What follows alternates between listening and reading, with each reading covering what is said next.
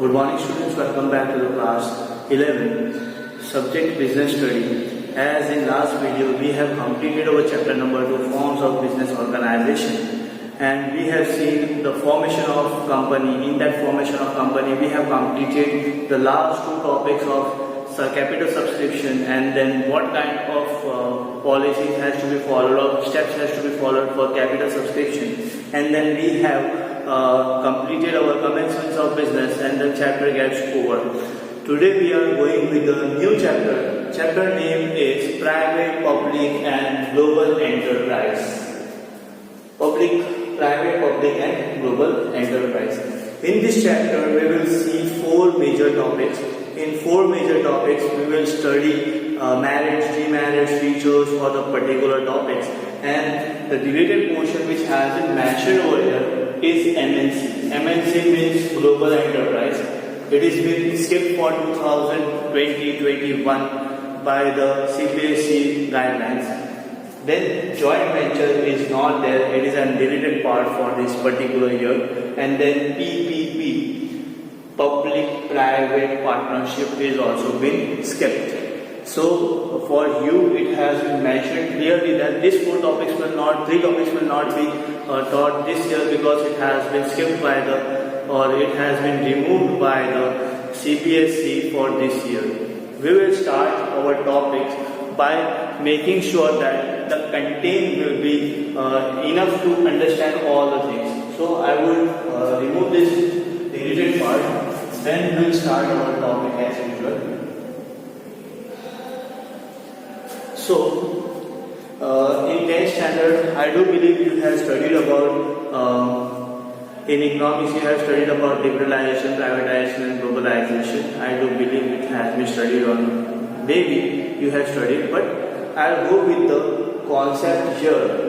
In India used as a mixed economy. As you know that after independence, major of the areas of market were being captured by the government itself. There was no easy rules and regulations, no entry for private organization. There are huge barriers after independence. Then in 1991, a huge crisis has been occurred.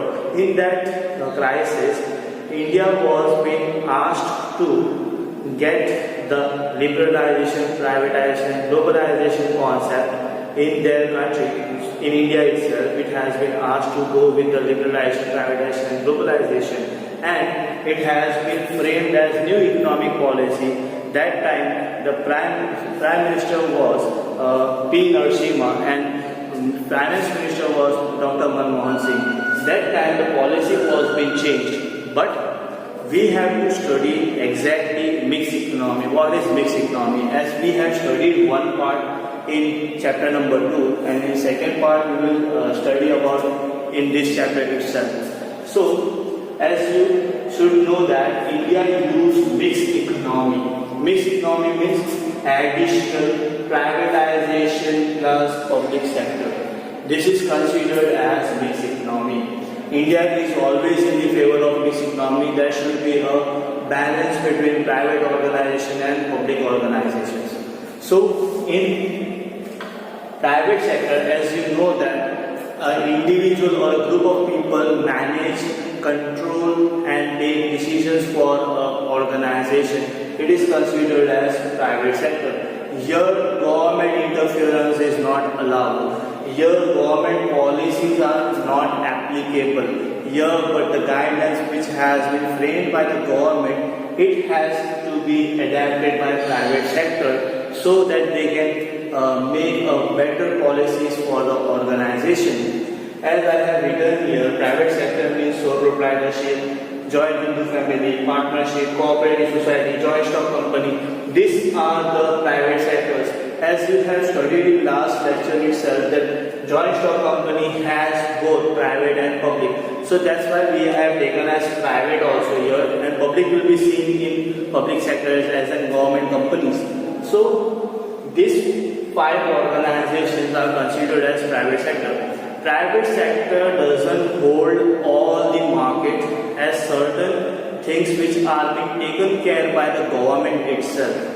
Here, no privatization is acceptable, because if private sector comes to that particular area, our country will face huge problems related to money, because private sector always aims to earn profit, whereas in public sector can earn profit, but they are more conscious towards the social services.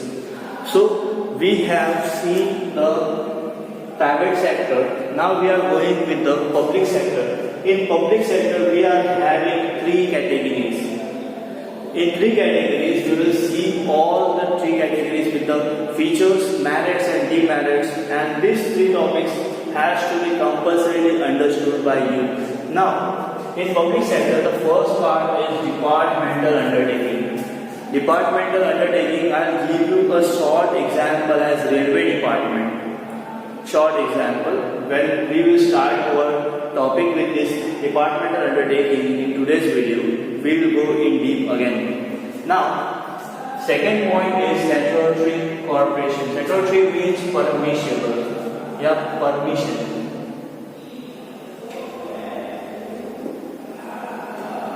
हम ऐसा भी कह सकते हैं permitted.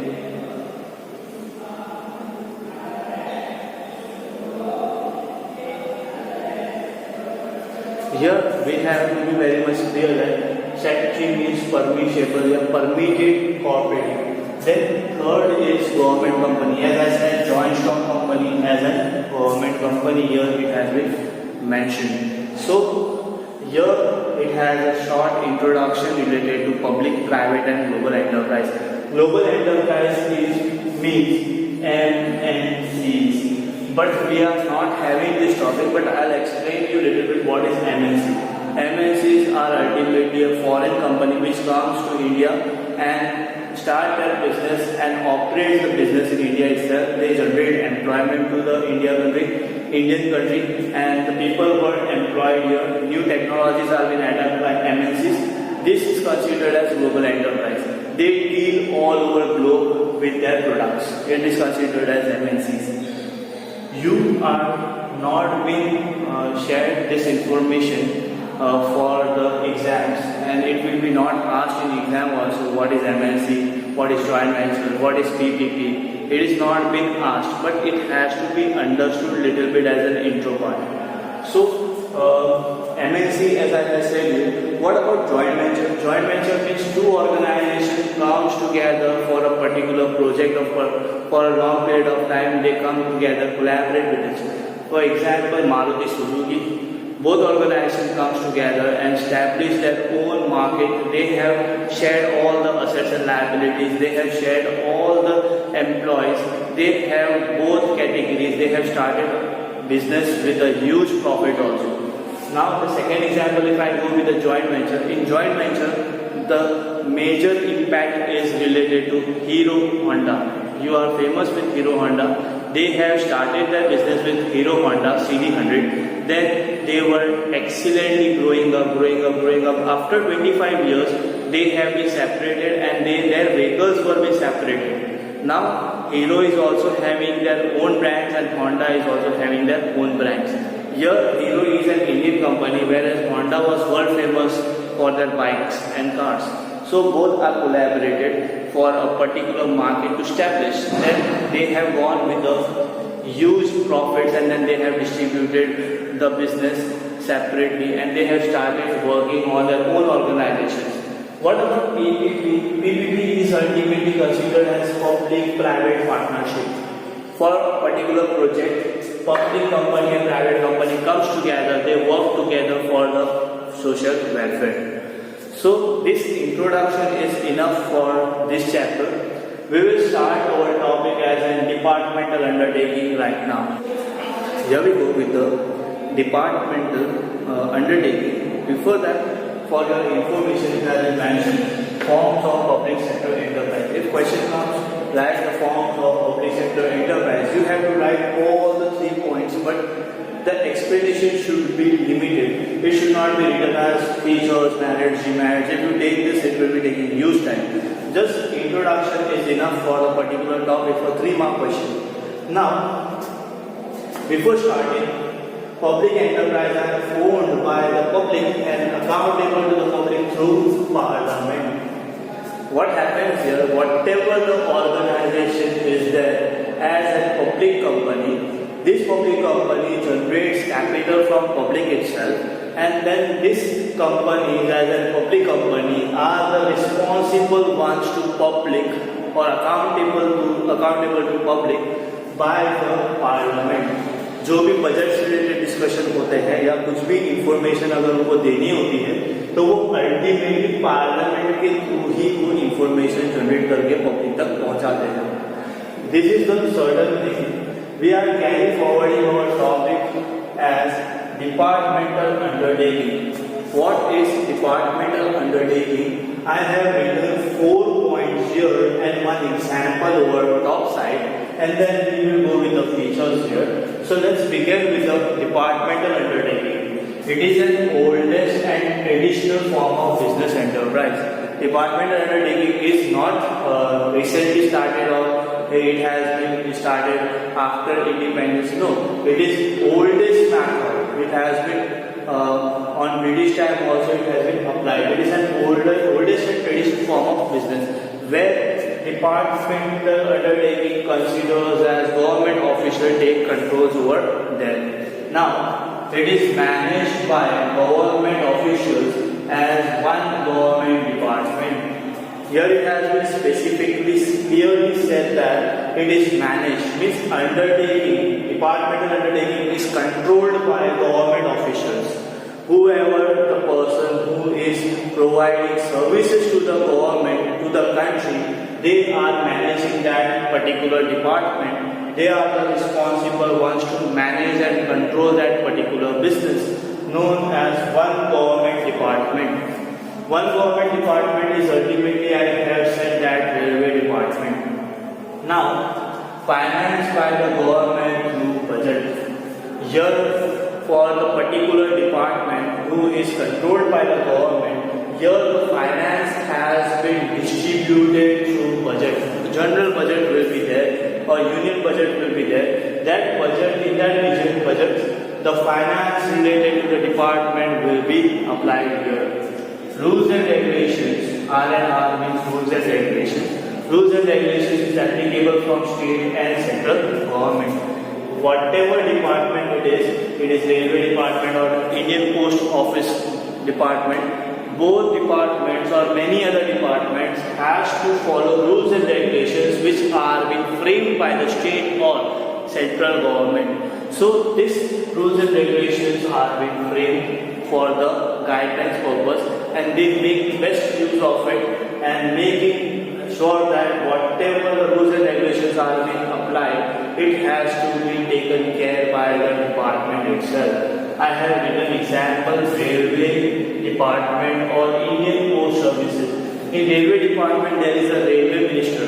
Railway minister is an accountable person for all the railway related activities. So this kind of examples can be written in your paper also. Now we are carrying forward in the topic known as features.